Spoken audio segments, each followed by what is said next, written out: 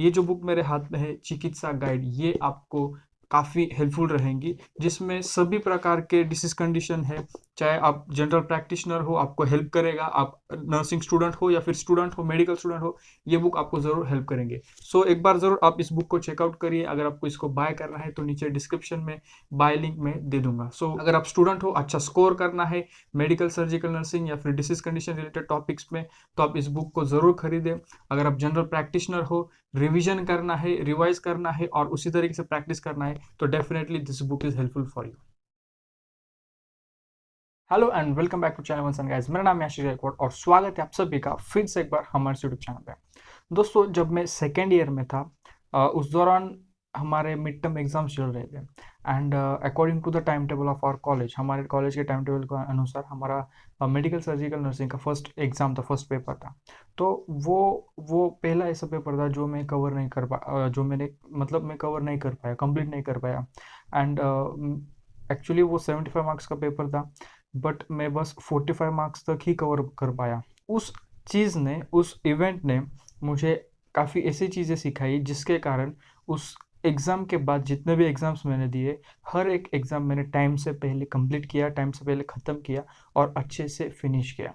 सो हमेशा से मेरा टारगेट, जो लोग मुझे पहले से फॉलो करते हैं उनको पता है, मेरा टारगेट हमेशा से रहता है कि एग्ज़ाम 3 घंटे का है तो 2.5 घंटे में एग्ज़ाम को कवर करना एंड लास्ट 30 मिनट्स में जो भी चीज़ें हैं वो कर लें। सो ये चीज़ें मैंने सीखी जब मेरा फर्स्ट टाइम पेपर कवर नहीं हुआ। तो क्या वो चीज़ें थी, वो सभी मैं यहाँ पर इस वीडियो में बताने वाला हूँ और आपको सिखाने वाला हूँ, या फिर आपको ये ज़रूर हेल्प होगी कि किस तरीके से एग्ज़ाम में टाइम मैनेज करें। तो इस वीडियो में बने रहिए, वीडियो को स्टार्टिंग से लास्ट तक देखते रहिए। वीडियो का लाइक टारगेट है 1000 लाइक्स इन 24 आवर्स।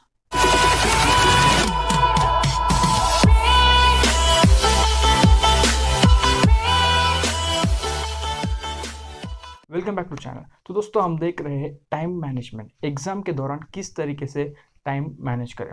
तो सबसे इम्पोर्टेंट बात ये होती है कि अगर आप टाइम मैनेज नहीं कर पा रहे हो एग्जाम के दौरान, तो उसके पीछे कुछ रीजंस होते हैं। तो जैसे कि नंबर 1, आप स्लो राइटर हो। सेकेंड, आपका जो स्पीड है वो डिसेंट है, लेकिन आप काफ़ी चिंता करते हो हैंडराइटिंग के बारे में, आपकी हैंडराइटिंग कैसे आएगी, अच्छी आएगी, तो अच्छी हैंडराइटिंग निकालने के चक्कर में आप कवर नहीं कर पाते हो। थर्ड थिंग, आप अपना ज़्यादा समय जो आपका आंसर शीट है उसे डेकोरेट करने में लगाते हो, या फिर उसको अच्छे से किस तरीके से अच्छा दिखे, इस चीज़ में आपका टाइम ज़्यादा वेस्ट कर देते हो।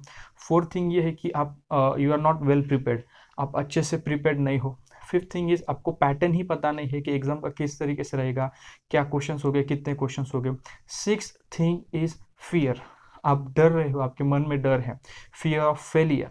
कि कुछ ज़्यादा ऐसे ज़्यादा बंदे होते हैं, काफ़ी ज़्यादा स्टूडेंट्स होते हैं कि जो डरते हैं कि एग्ज़ाम के बाद क्या होगा, ये एग्ज़ाम तो मैं लिख रहा हूँ, मतलब एग्ज़ाम लिखते समय उनके दिमाग में ये विचार चलते हैं कि मैं अगर फेल हो गया तो क्या होगा। So that is the thing. Nervousness is another reason. Second thing is you are not confident, आपका खुद पर विश्वास नहीं होता, बिलीव नहीं होता है, ये भी एक कारण है जिसके कारण आप एग्जाम कवर नहीं कर पाते हो। And another important is you keep on noticing, you keep on looking the watch, बार बार आप वॉच देखते हो, टाइम देखते हो, टाइम कितना हुआ। कुछ ऐसे भी बंदे होते हैं जो यहाँ देखो वहाँ देखेंगे, अपने फ्रेंड्स के पास देखेंगे, टीचर्स के पास देखेंगे, बाकी चीज़ें करते रहेंगे या फिर सोचते बैठने लगेंगे। तो ये जो चीज़ है ना, ये पूरा फैक्टर है जिसके कारण आप आपके एग्ज़ाम को टाइम पर मैनेज नहीं कर पाते हो।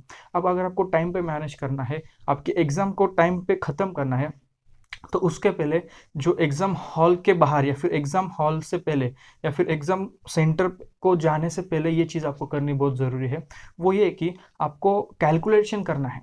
जी हाँ, सही सुना आपने, कैलकुलेशन करना है। अब क्या कैलकुलेशन करोगे आप? आपको सबसे पहले तो अंडरस्टैंड करना है आपका एग्ज़ाम पैटर्न, आपके क्वेश्चन पेपर का पैटर्न। अगर आपके क्वेश्चन पेपर 75 मार्क्स का आएगा या फिर 100 मार्क्स का, जो भी आपका क्वेश्चन पेपर रहेगा आपके रीजन, आपके यूनिवर्सिटी के अनुसार। तो फॉर एग्जांपल लेते हैं 75 मार्क्स का क्वेश्चन है रिटन एग्जाम का, थ्योरी का। तो उसमें क्वेश्चंस कितने हैं, मेन हेडिंग वाले क्वेश्चंस कितने हैं, क्वेश्चन नंबर 1, फिर उसके अंडर कितने क्वेश्चंस आ सकते हैं, फिर क्वेश्चन 2 है, फिर उसमें कितने क्वेश्चन, इस तरीके से जो क्वेश्चंस है, मेन क्वेश्चंस, और उनमें से सब क्वेश्चंस कितने हैं, टोटल क्वेश्चंस कितने आएंगे। कौन सा क्वेश्चन नंबर कितने मार्क्स का रहेगा।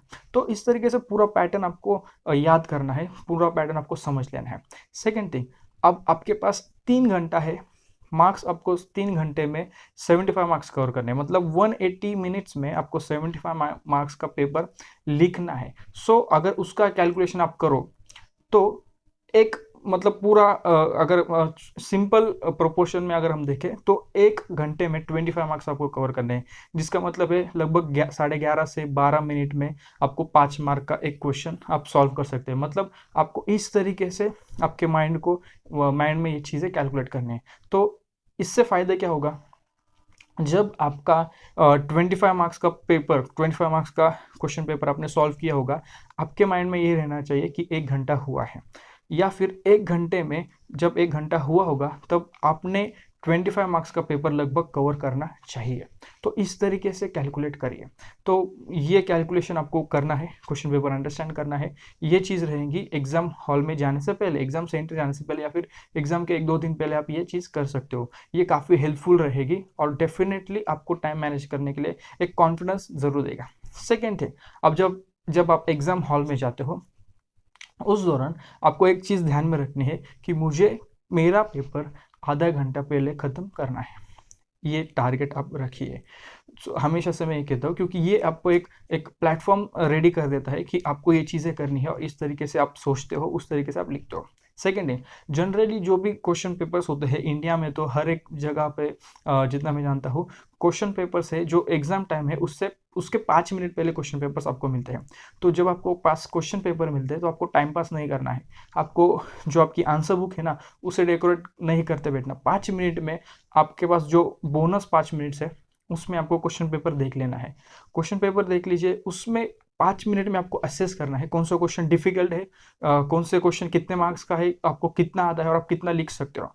ओके, तो यहाँ पर आपको सब कुछ कैलकुलेट करना है, क्योंकि आगे आने वाले जो 3 घंटे है यहाँ पर आपको परफॉर्म करना है। ये एक आपको वार्म अप करेगा, बूस्ट करेगा 5 मिनट, लेकिन जो 3 घंटा है उस 3 घंटे में आप एग्जाम देने आए हो, बस एग्जाम ही देना है। इस 3 घंटे में आपको रिजल्ट के बारे में सोचना नहीं है, आप पास हो गए फेल हो गए इसके बारे में सोचना नहीं है, आपने ये पढ़ा था ये नहीं पढ़ा था ये नहीं सोचना। जो पढ़ना था, जो पढ़ लिया वो हो गया, जो बाकी है वो रह गया, उसके बारे में आपको सोचना नहीं है। आप एग्जाम हॉल में हो तो यू हैव टू, मतलब आपको आपका माइंड ये होना चाहिए कि मुझे एग्जाम लिखना है, मुझे एग्जाम कंप्लीट करना है, वॉट एवर इट इज। तो जो भी आप करोगे it should be best. Next thing, अब होता क्या है कि जो भी क्वेश्चन आपको, जिस क्वेश्चन का आंसर अच्छे से आता है, आप क्या करते हो कि उसी क्वेश्चन का आंसर आप ज़्यादा देर लगा लेते हो। 5 मार्क्स का क्वेश्चन है, उसको अगर आप 20-25 मिनट लगा दोगे तो इसमें से 2-2.5 क्वेश्चन, मतलब 2-2.5 क्वेश्चन का टाइम, क्वेश्चन अटेम्प्ट करने का टाइम आपने ले लिया है, तो जो आगे जाके कवर नहीं होगा, जिसके कारण आप पूरा क्वेश्चन पेपर कवर नहीं कर पाते। तो इसमें क्या करना है, 5 मार्क का क्वेश्चन है, उसमें पर्टिकुलरली क्या पूछा गया। अगर एक डिसीज कंडीशन है, डिसीज कंडीशन के बारे में अगर आपको क्लिनिकल फीचर्स पूछे हैं तो उसमें सिर्फ क्लिनिकल फीचर्स ही लिखो। आपको डेफिनेशन पता है, आपको डायग्नोसिस पता है, आपको ट्रीटमेंट पता है, कोई ज़रूरत नहीं, उसकी वैल्यू उस क्वेश्चन में 0 है, क्योंकि आपको मार्क्स, आपको एग्जामिनर आपके जो पूछा गया है क्वेश्चन के अनुसार ही एग्जामिन करेगा, उसके अनुसार ही मार्क्स देगा। सो अगर आपको ज़्यादा पता है उसकी वैल्यू कुछ नहीं रहेंगे। तो अगर आप ज़्यादा लिखने की सोचते हो उसके कारण आप टाइम मैनेज नहीं कर पाते हो।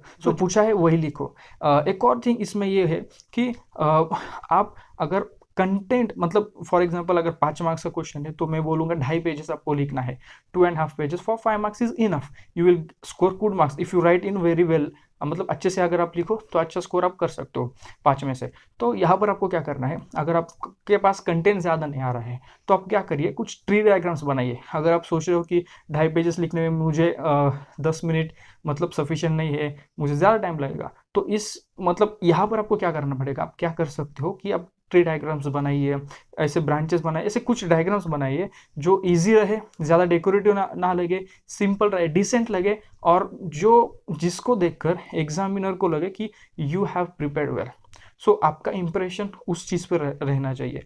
आप प्रेजेंटेशन इस तरीके से करिए कि जिसमें आपको, जिसको प्रेजेंट करने में आपको ज़्यादा टाइम ना लगे। कुछ बच्चे रहते हैं हर एक चीज़ को पेंसिल से अंडरलाइन करेंगे सेपरेटली, वो इसमें टाइम ज़्यादा जाता है। तो जो टाइम खर्च करता है, अगर आप अंडरलाइन करते हो तो वो चीज़ आपको मार्क्स नहीं देने वाली। मार्क्स आपको जो लिखने वाले हो उसको मिलने वाला है। सो वो चीज़ ज़्यादा करो। सो दैट इज़ द थिंग। तो डायरेक्टली आप पेन से ही कर सकते हो और इस तरीके से प्रेजेंट करें कि जो आपकी हेडिंग से वो दिखे, सब हेडिंग से वो दिखे, जो कंटेंट चाहे वो आपने लिखा है वो हाईलाइट हो, इस तरीके से आप प्रेजेंट करें। तो इसमें क्या होगा, आपका पेपर भी कवर होगा और कम टाइम में आप ज़्यादा चीज़ें लिख पाओगे। सो एक और इम्पॉर्टेंट बात, जैसे मैंने पहले बताई कि आप ज़्यादातर वॉच को देखते हो, घड़ी को देखते हो, टाइम क्या हुआ, तो इसमें टाइम वेस्ट मत करिए। जैसे मैंने बताया, आपके माइंड में ये चीज़ें चलनी चाहिए कि इतना क्वेश्चन पेपर मैंने कवर किया है तो इतना टाइम हो चुका होगा, and with that speed only you have to write. एक और बात, जब आपने क्वेश्चन पेपर आपने देखा है तो क्वेश्चन पेपर जिस सीरियल में है उसी सीरियल में आप अटेम्प्ट करिए। अगर आप सीरियल नंबर चेंज करने की कोशिश करोगे ना तो यहाँ पर टाइम जाएगा। देखो, एक एक मिनट एग्जामिनेशन हॉल में एक एक मिनट काफ़ी इंपॉर्टेंट है, और जब टाइम कम रहता है, अगर आपको कितना भी अच्छे से कोई भी आंसर आता हो तो वो आप नहीं अटेम्प्ट कर पाते हो। बिकॉज ऑफ रश आप पेपर नहीं अटेम्प्ट कर पाते हो। अगर आपने अच्छा स्टडी भी किया हो तो वो it will go in when. So exam hall में आपने कितना स्टडी किया, क्या स्टडी किया, कितने सालों से, कितने दिनों से स्टडी किया, it doesn't matter when it comes to writing exam. Exam hall में आकर आप किस तरीके से प्रेजेंट करते हो वो इंपॉर्टेंट है। So presentation is very important. For that you should be very well prepared, and खुद का कॉन्फिडेंस काफ़ी इंपॉर्टेंट है। खुद को बैकअप करिए। अगर आप खुद को बैक करोगे then you will be confident. So paper को टाइम पर कवर करने के लिए एक और चीज़ जो मैंने सीखी या फिर जो मैं फॉलो करता था कि I always use to be confident, I always backed up my self. मैंने कभी पता है ये नहीं आता है या फिर ये सब्जेक्ट डिफिकल्ट है, इसका मैंने नहीं पढ़ा है, बट मैं ये सोचता था कि ये जो मैंने पढ़ा नहीं है इट विल नॉट कम, जो भी मुझे आया क्वेश्चन पेपर में, जो भी क्वेश्चन आएंगे I will do it, and I was able to do that thing. So confidence is very important. अगर आप कॉन्फिडेंस के साथ रहोगे टाइम पर पेपर कवर कर पाओगे। एंड कोई भी अगर आपको क्वेश्चन नहीं आता है तो don't wait and think for it. अगर आपको फॉर एग्जांपल एक क्वेश्चन पे 5 क्वेश्चन में से एक क्वेश्चन नहीं आता है तो आपको वो क्वेश्चन अटेम्प्ट करना ही करना है। Don't waste time. तो वो जो जगह है, उतनी जो जगह है आपको कैलकुलेट करनी है वो आप रहने दीजिए, एंड बाकी का जो पेपर है वो पूरा कवर कर लीजिए। उसके बाद जो मैंने बोला 2.5 घंटे में आपको कवर करना है, जो रिमेनिंग टाइम है ना, और इस क्वेश्चन पेपर पे जो टाइम रहेगा है, इस क्वेश्चन पे जो टाइम रहेगा है, तो वो रिमेनिंग टाइम और इस क्वेश्चन का टाइम आप उस क्वेश्चन का आंसर याद करने में लगा लीजिए, and then you can write the answer. तो ज़्यादा नहीं लिखना है, हर एक क्वेश्चन को अपने उस क्वेश्चन के लिमिट में, 5 मार्क का क्वेश्चन है तो उसमें 5 मार्क का ही कंटेंट देना है। 15 मार्क का कंटेंट देके आपको वहाँ पर ज़्यादा 5 से ज़्यादा मार्क्स नहीं मिलने वाले। So this is very basic thing. काफ़ी बेसिक टर्म है, बेसिक चीज़ें हैं जो आप कर सकते हो, जो मैंने की, जिसके कारण हर एक एग्जाम में टाइम मैनेज करना काफ़ी इजी हो जाता है। अगर आप ये चीज़ें फॉलो करते हो, ये बेसिक चीज़ें हैं, तो डेफिनेटली आप आपके एग्जाम को टाइम पर कवर कर पाओगे और अच्छे मार्क्स आप स्कोर कर पाओगे। अगर इसके बारे में आपको कोई डाउट है तो आप नीचे कमेंट बॉक्स में कमेंट करके पूछ सकते हैं। अगर आपको हमारे साथ बात करनी है पर्सनली ऑन कॉल तो आप हमारे साथ कॉल बुक कर सकते हो। नीचे डिस्क्रिप्शन में लिंक दी गई है, उस लिंक पर क्लिक करके आप हमारे साथ कॉल बुक करिए, हमारे साथ बात कर सकते हो।